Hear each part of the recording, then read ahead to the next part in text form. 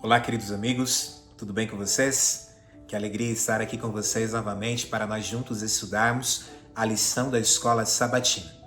Tem sido um privilégio para mim poder ali ver alguns comentários, saber que esses comentários, eles têm vindo ali de diferentes lugares do nosso país, diferentes estados, cidades, e até mesmo chego a outros países, pessoas de língua portuguesa, que têm nos ouvido também, e de certa maneira ali, esses vídeos têm auxiliado a cada um de vocês no estudo diário da lição da Escola Sabatina, e isso me deixa muito feliz por saber que, de alguma maneira, ao dedicar meu tempo aqui para gravar essas lições, tem sido de alguma maneira proveitoso para você conhecer ainda mais sobre a palavra de Deus. Deus possa te abençoar a cada vez mais estudar a Bíblia Sagrada, entender da importância do estudo diário da lição da Escola Sabatina e assim cada vez mais aprender as verdades de Deus. Amém? Vamos lá para a nossa lição. Chegamos à quarta lição, isso mesmo, passa muito rápido.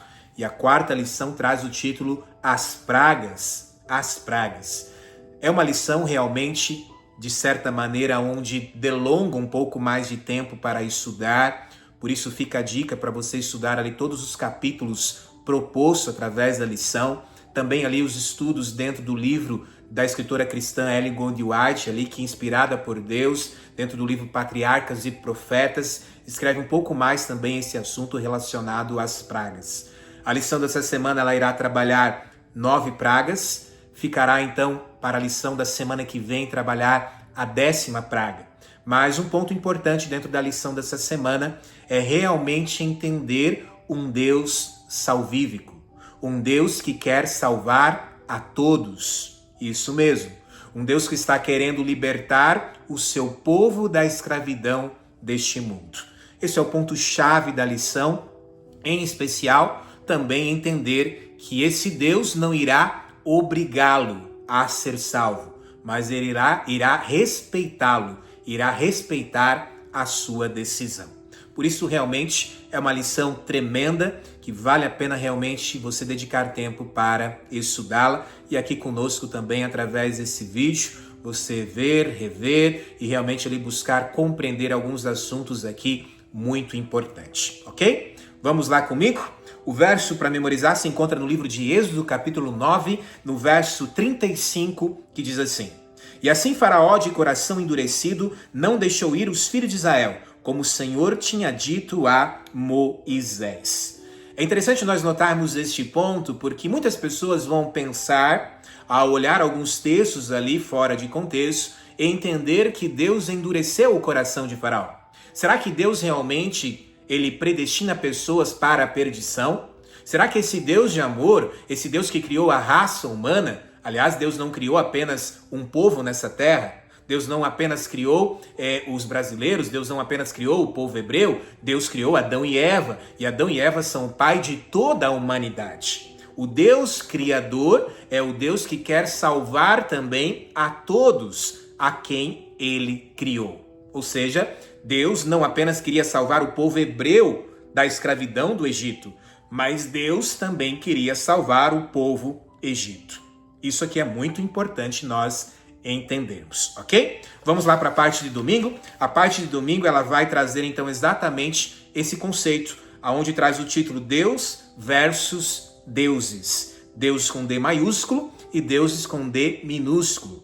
E aqui nos leva a estudar o livro de Êxodo, capítulo 7, verso 8 ao 15. E aqui é algo muito importante já para nós entendermos. Qual é o ponto-chave aqui que eu preciso realmente compreender?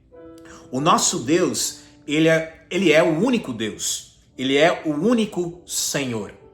Isso é muito importante nós compreendermos. Não há outro Deus além dele.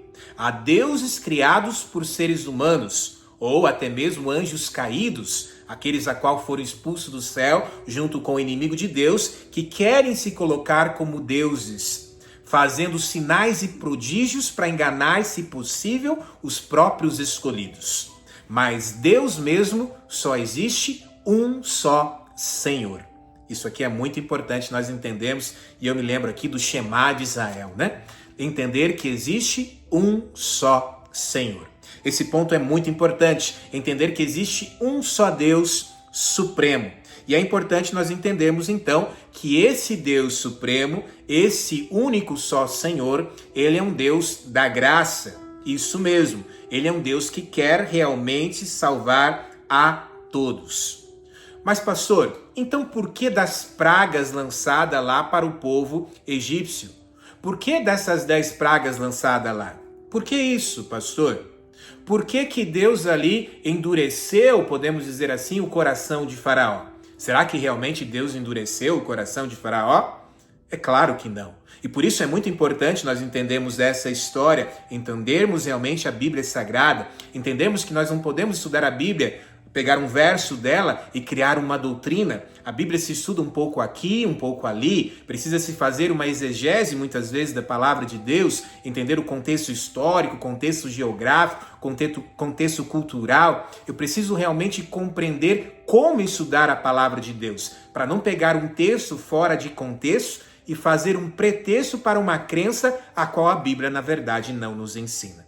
Por isso, realmente é muito importante nós entendermos isso. Entender o ponto, por exemplo, que o nosso Deus é um Deus da graça e quer salvar a todos, isso aqui é muito importante, porque Deus sim queria também salvar o povo egípcio e Deus também queria salvar a Faraó.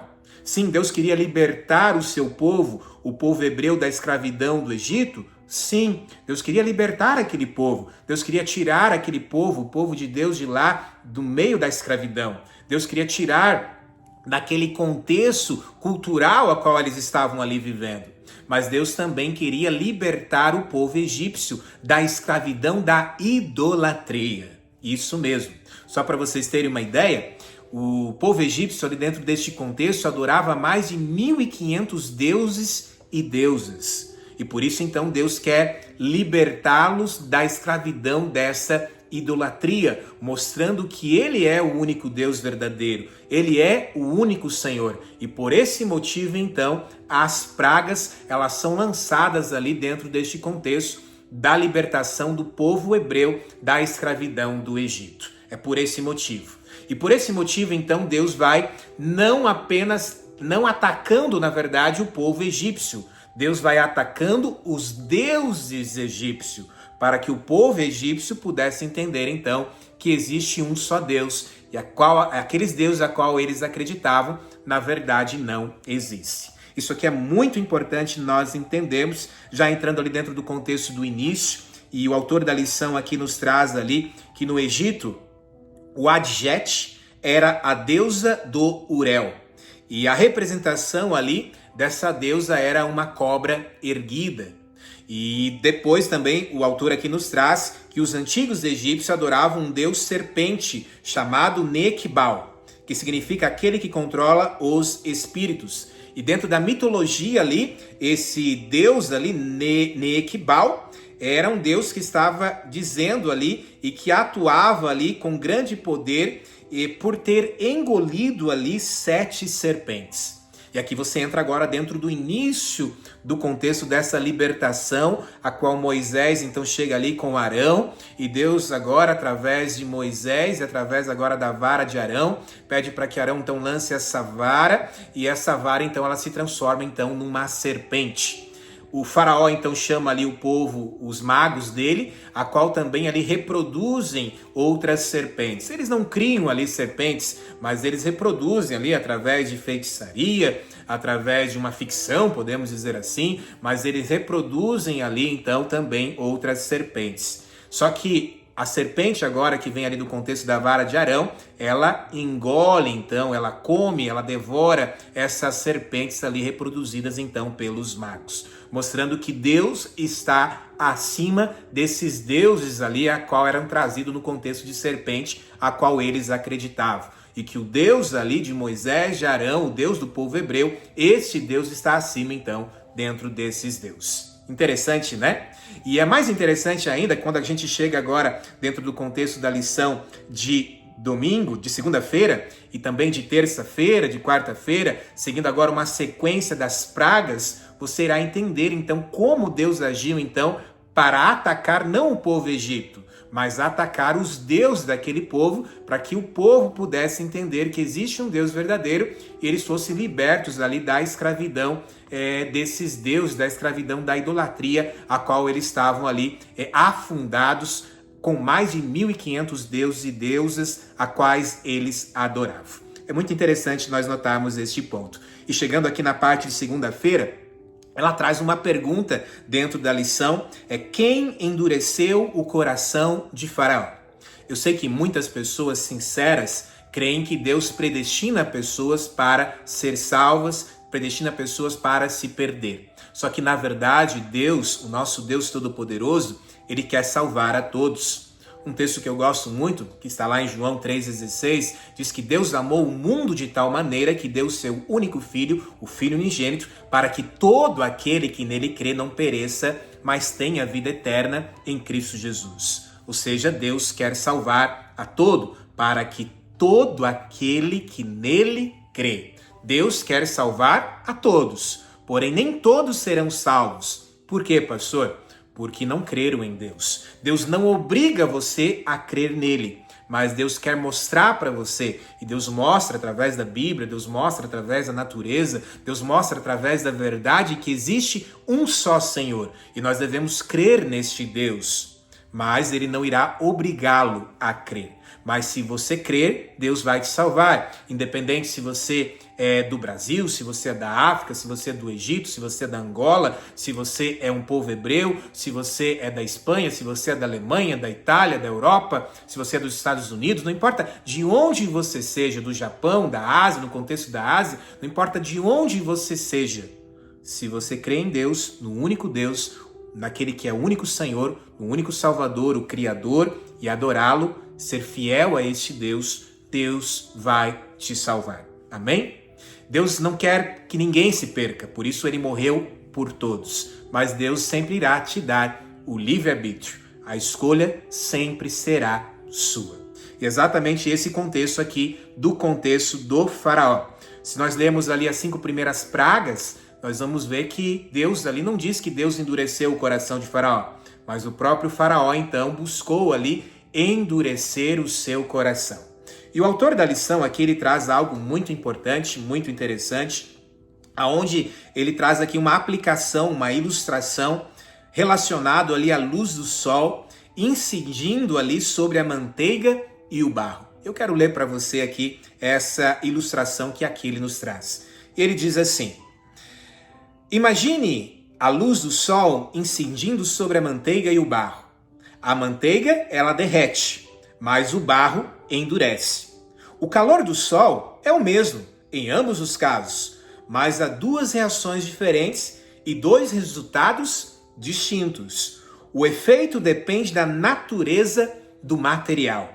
E aí ele diz assim: no caso do Faraó, podemos dizer que dependia das atitudes de seu coração em relação a Deus e a seu povo. Ou seja, o mesmo sol, o sol da justiça, aqui representado por Deus, é o Deus que vai entrar o sol que vai entrar no coração de todos. Isso mesmo.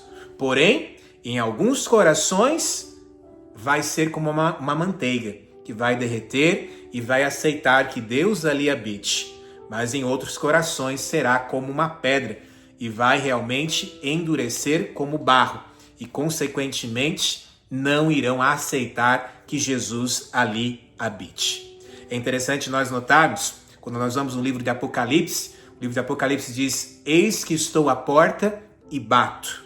É interessante nós notarmos este ponto, porque ali dentro dessa aplicação, Deus está à porta, e a porta ali podemos dizer que é o nosso coração, e Ele está à porta batendo.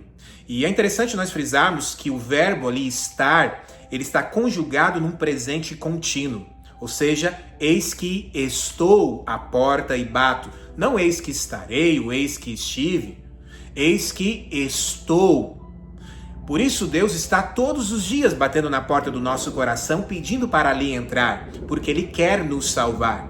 Mas é interessante também frisar que Ele está batendo, Ele não está arrombando o nosso coração. Ele quer fazer morada na nossa vida, mas Ele não vai obrigar você a aceitar isso. ele sempre irá te deixar o livre-arbítrio para que você escolha decidir que o teu coração seja como uma manteiga e deixe que Jesus ali habite, ou que o teu coração seja como um barro e endureça como uma pedra. Que Deus possa nos ajudar a entender este ponto. Faraó escolheu com que o seu coração fosse endurecido, ao invés de realmente deixar Deus habitar e convencê-lo, para que ele pudesse aceitar o único Deus verdadeiro. É importante também nós entrarmos dentro do contexto cultural, dentro de um contexto também de costume daquele povo, entrar e estudar, por exemplo, o processo de mumificação. Isso mesmo, o processo de mumificação ali de Faraó. Como é que funcionava esse processo de mumificação, pastor? No processo de mumificação, eles retiravam todos os órgãos do corpo. Vou resumir aqui rapidamente. Eles retiravam todos os órgãos do corpo, menos um órgão que era o coração. Ou às vezes eles também retiravam o coração, mas eles colocavam agora um coração de pedra ali. Um coração que era produzido ali enquanto o Faraó estava vivo. Então eles tiravam esse coração dele e colocavam agora um coração de pedra. Todos os outros órgãos eram tirados, mas um coração de pedra era ali colocado.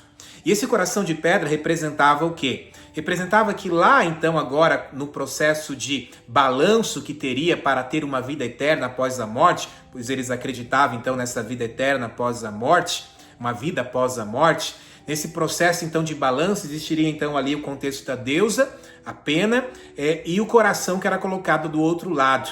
Quando o coração era de pedra, não tinha nada, então, dentro do coração, ele pesaria, então, menos do que uma pena. E, consequentemente, então, você teria, então, vida eterna após a morte. Se fosse o coração normal e tivesse pecado ali dentro do coração, então o pecado faria com que pesasse mais do que a pena. E, consequentemente, você não teria, então, essa vida eterna, então, pós a morte. E por isso, então, eles produziam ali um coração de pedra dentro desse contexto do processo de mumificação e ali colocavam, então, esse coração de pedra para que eles pudessem, então, ter essa vida eterna após a morte. Possivelmente, Faraó, aqui dentro desse contexto, tinha já elaborado também esse coração de pedra. E ele está ali, de certa maneira, então, claro, com a certeza que lá no findar, a Deus iria salvá-lo. Mesmo que ele sabia que o povo dele estava agora sofrendo por causa das decisões dele, mas ele não teria culpa nisso lá no futuro, porque lá no futuro iriam colocar um coração de pedra no coração dele,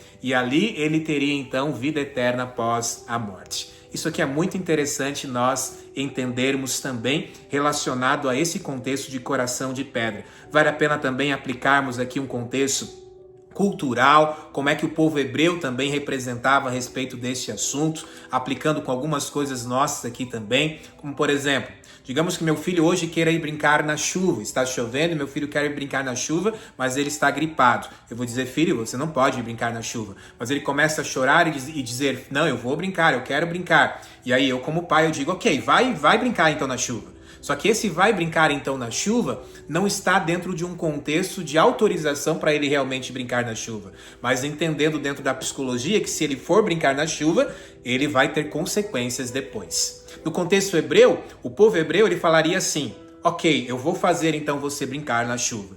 Por que eu estou dizendo isso? Porque aqui o contexto de Deus dizer, ok, eu vou fazer então um coração de pedra, eu vou endurecer então o seu coração, é dentro deste contexto de um costume hebreu, não num contexto de dizer que realmente, de forma literal, Deus endureceu o coração de Faraó. Por que não?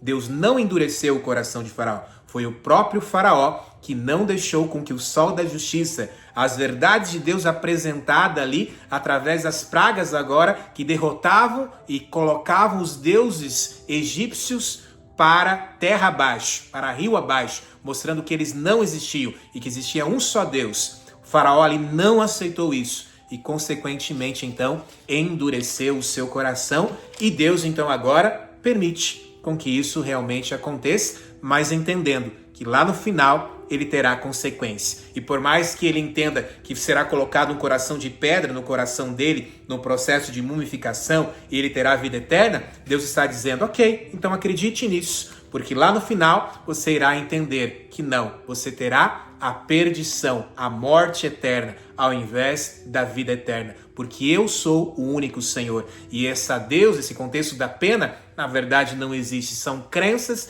que vocês acreditam. Eu sou o Deus Criador, eu sou o Deus Salvador, e só terão vida eterna aqueles que realmente crerem em mim. Ok? Eu creio que deu para entender um pouco melhor sobre esse processo aqui, dentro do contexto, então, de endurecimento do coração de Faraó. Resumindo, Deus não endureceu o coração de Faraó. Foi o próprio Faraó que assim o quis e rejeitou o processo salvífico de Deus para tentar também salvá-lo. Amém? Que nós possamos realmente entender este ponto, que Deus não predestina ninguém à perdição, mas sim Deus quer salvar a todos, mas só serão salvos aqueles que realmente aceitarem a salvação por intermédio de Jesus Cristo. Amém? Louvado seja Deus por isso.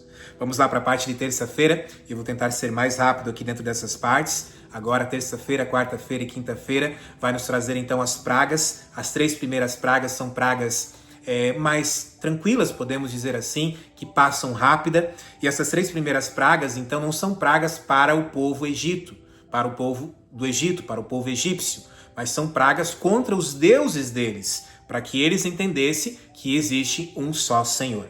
Como, por exemplo, as 3 primeiras pragas, então, traz ali a transformação de água em sangue, a transformação ali, a vinda, na verdade, de rãs, né, do rio Nilo, e também ali o contexto de piolhos. E todas elas ali, elas são um ataque aos deuses egípcios. O autor aqui da lição nos traz exatamente esse contexto, o porquê, então, dessas pragas, para que realmente esses deuses egípcios, que são mais de 150 mil deuses e deusas a qual eles acreditavam, realmente pudesse ali eles entenderem que eles não são nada e que existe um só Deus verdadeiro a qual eles realmente deveriam crer. O primeiro contexto ali, por exemplo, da água transformando ali em sangue, é interessante nós formos ali do contexto da geografia do Egito, nós vamos ver que as cidades elas são construídas ao redor, às margens do rio Nilo.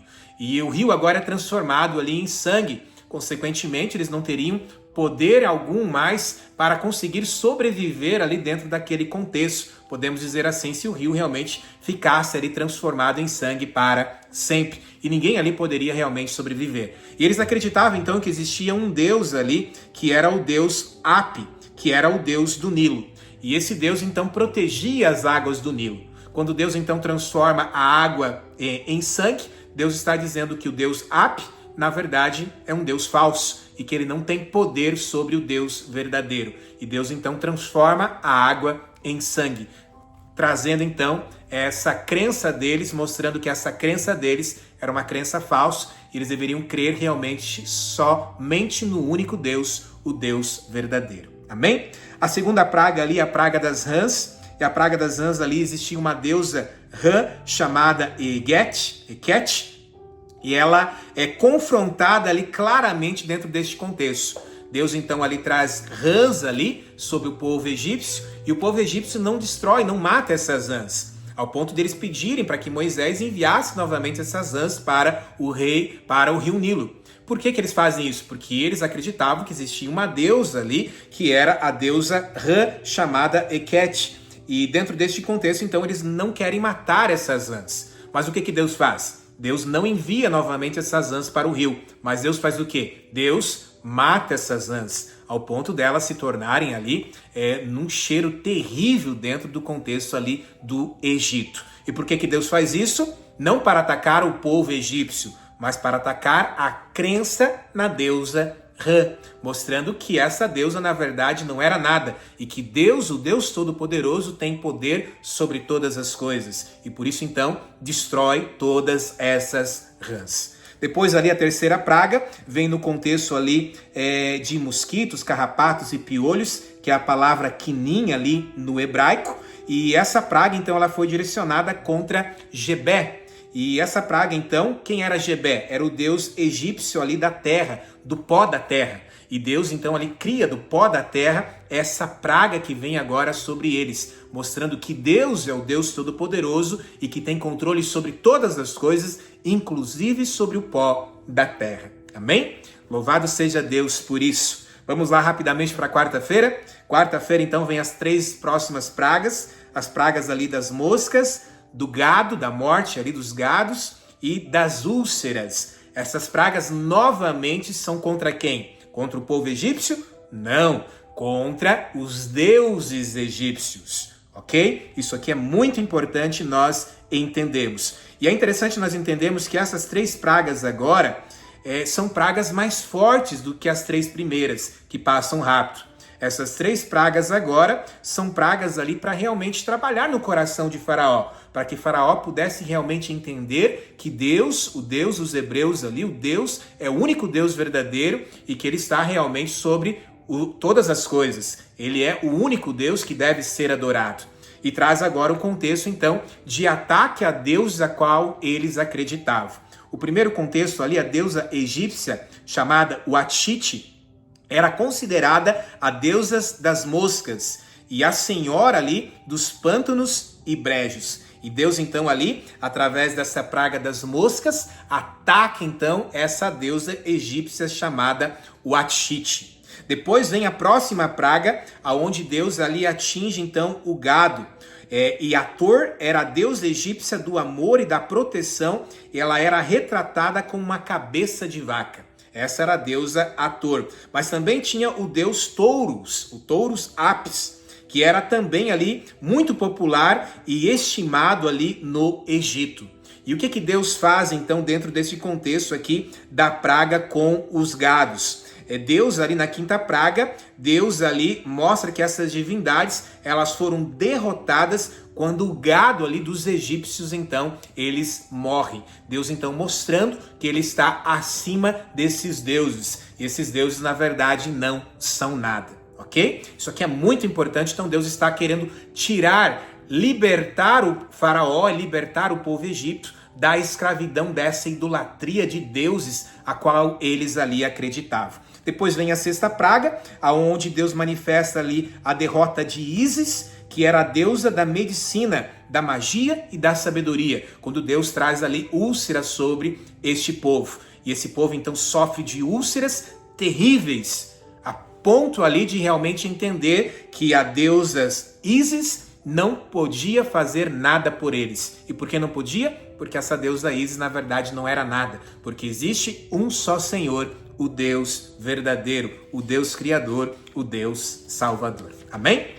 Louvado seja Deus por isso. E aqui nós chegamos na parte de quinta-feira, aonde traz outras 3 pragas, a 7ª, a 8ª e a 9ª, granizo, gafanhotos e escuridão. Aqui, claramente, Faraó, ele até confessa que teria pecado.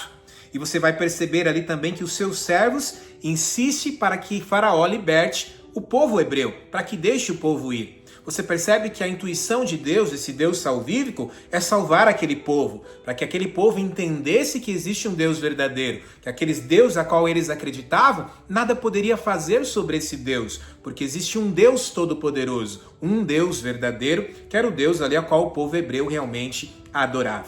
E aqui você percebe já acontecendo isso, porque povos ali, o povo dele, os servos dele ali, os servos de Faraó, estão insistindo para que Faraó realmente libertasse ali o povo hebreu. E o próprio Faraó também, de alguma maneira aqui, reconhecendo que ele havia, de certa maneira, pecado. Porém, infelizmente aqui, dentro do contexto dessas pragas, Faraó ali, possivelmente até tenha entendido que Deus, os deuses dos hebreus ali realmente era maior do que esses outros deuses, que ele era o único Senhor, mas ele não aceita. E podemos dizer aqui, porque Faraó também era considerado como um Deus. E o orgulho de Faraó fez com que realmente não aceitasse todas as evidências que ali estavam tendo a respeito do único só Senhor, do único só Deus. E aqui é muito importante nós frisarmos isso e aplicarmos para os nossos dias hoje. A palavra de Deus, ela é clara. As verdades de Deus contidas aqui na palavra de Deus, elas são claras. As verdades de Deus contidas nos mandamentos de Deus são claras. Mas muitas pessoas endurecem o coração e não aceitam o que a Bíblia realmente diz. Muitas dizem, pastor, eu nasci assim, eu vou morrer assim. Eu aprendi dessa maneira, meus pais ensinaram dessa maneira e eu vou aceitar e vou continuar crendo dessa maneira. Não importa o que a Bíblia realmente diz. Endurecem o coração para não aceitar as verdades de Deus. É exatamente o que Faraó está aqui dizendo. Faraó aqui possivelmente traz esse orgulho pessoal em se achar como Deus e não se achar menor do que o Deus Todo-Poderoso. E aqui ele endurece então o seu coração. Muitas pessoas também têm endurecido o seu coração para com Deus, não aceitando as verdades de Deus. E aqui fica o meu apelo para você, que você possa ser como a manteiga, não como o barro, onde o sol da justiça realmente amoleça o seu coração e não a endureça como o barro. Deus possa te abençoar a aceitar as verdades de Deus, e não apenas aceitar, mas colocar em prática os ensinamentos desse nosso Deus, os ensinamentos dele através da palavra de Deus, e assim, a cada dia da sua vida, se preparar para a volta de Jesus. Aqui no contexto dessas 3 pragas, granizo, gafanhotos e escuridão, Deus está atacando novamente esses deuses. E aqui fica para você ler ali também na sua lição, ali sobre Nut, que era a deusa egípcia da atmosfera, ler ali sobre Sete, que era o deus da tempestade, da guerra, da desordem, sobre Shu, que era o deus da atmosfera, sobre Serapis, que era personificado ali na majestade divina, sobre entender que nenhum deus egípcio impediu os juízes divinos. Entender ali sobre a deusa Rã, que era o principal deus ali egípcio, que era o deus Sol, o Tote, que era o deus Lua, e que eles não conseguiram também produzir luz dentro dessa 9ª praga, que foi a escuridão ali de 3 dias. Entender que sim, Deus ataca os deuses deles para tentar libertá-los da escravidão da idolatria. Deus também quer nos libertar da escravidão da idolatria deste mundo. Há muitos deuses também neste mundo, muitas vezes que nós nem percebemos e que muitas vezes estamos o colocando em primeiro lugar na nossa vida. Deus quer nos libertar também desses deuses e que nós possamos entender que existe um só Senhor, digno de adoração, e nós devemos sempre colocá-lo acima de tudo e de todos. Amém? E aqui eu vou concluir a lição com a parte de sexta-feira. E a parte de sexta-feira diz assim: Deus deu a Faraó a mais notável evidência do poder divino, mas o rei obstinadamente se recusou a aceitar a luz. Muitas pessoas hoje também têm recusado a luz através da Bíblia Sagrada. Não faça isso. Entenda que Deus tem a sua verdade e nos deixou clara, que você possa aceitar o Deus verdadeiro, deixar Deus entrar no seu coração, fazer morada na sua vida e se preparar, porque sim, um dia Jesus vai voltar para nos buscar. É interessante o que Ellen White diz aqui no livro Patriarcas e Profetas, na página 226, aqui no finalzinho da parte de sexta-feira, ela diz assim: Ele deu ao povo tempo para refletir e se arrepender antes de trazer sobre ele a última e mais terrível das pragas. Na próxima semana, nós vamos estudar a 10ª praga, a última e mais terrível de todas as pragas. Só que antes dela acontecer, Deus enviou a 9ª praga, que foi a escuridão. 3 dias, onde o povo não poderia sair, trabalhar, fazer nada, a não ser apenas ficar em casa, refletindo sobre esse Deus Todo-Poderoso. Porém, Deus também hoje tem dado tempo para refletir, mas chegará o momento em que Deus estará dizendo: está consumado, está feito, e Jesus voltará a este mundo para nos buscar. Quando será esse dia, pastor? Eu não sei, mas o que eu sei é que se hoje eu ainda estou falando aqui para você, é porque hoje ainda há tempo de você refletir e entender que você precisa colocar Deus em primeiro lugar na sua vida e se preparar, porque muito em breve Jesus vai voltar. Amém? Louvado seja Deus por isso, que Deus possa te abençoar a entender isso. Acima de tudo, a entender que Deus quer salvar a todos. Deus tentou também libertar o povo egípcio da escravidão da idolatria. Deus tentou salvar Faraó, mostrando que ele é o único Deus verdadeiro. Mas Deus não irá jamais afetar o seu livre-arbítrio. A escolha sempre estará em suas mãos. Deus quer te dar salvação, mas a escolha sempre será sua. Assim como foi também a escolha de Faraó, assim como foi também a escolha do povo hebreu, do povo egípcio. A escolha, o livre-arbítrio, sempre estará em nossas mãos, e a escolha sempre será nossa, se vamos escolher vida eterna ou morte eterna. Que nós possamos escolher vida eterna, porque escolher vida eterna é escolher servir a este Deus Todo-Poderoso, a colocá-lo realmente em primeiro lugar da nossa vida. Amém? Feche seus olhos e vamos orar comigo. Pai querido, obrigado, meu Deus, por essa lição tremenda durante essa semana. Que o Senhor nos abençoe, nos ilumine, que possamos entender a Bíblia Sagrada e que possamos entender que existe um Deus verdadeiro, um único só Deus, que possamos adorá-lo acima de tudo e de todos, que Ele possa realmente estar em primeiro lugar na nossa vida. Se o nosso coração está sendo um coração de pedra, por favor, ó Pai, amoleça o nosso coração, faça morada na nossa vida, para que nós possamos, quando o Senhor voltar, estar contigo, tendo a vida eterna ao seu lado. Em nome de Jesus, esta é a minha oração. Amém. Que Deus te abençoe, que Deus te ilumine. Amém.